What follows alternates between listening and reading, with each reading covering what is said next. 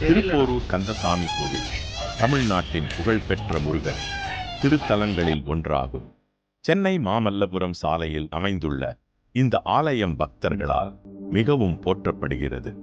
அருள்மிகு கந்தசுவாமி முருகப்பெருமான் வள்ளி மற்றும் தெய்வானை சமேதராக அருள் பாலிக்கிறார். மூலவர் சுயம்பு வடிவமாக கருதப்படுவதால் வழக்கமான அபிஷேகம் செய்யப்படாமல் சிறப்பு பூஜைகள் நடைபெறுகின்றன.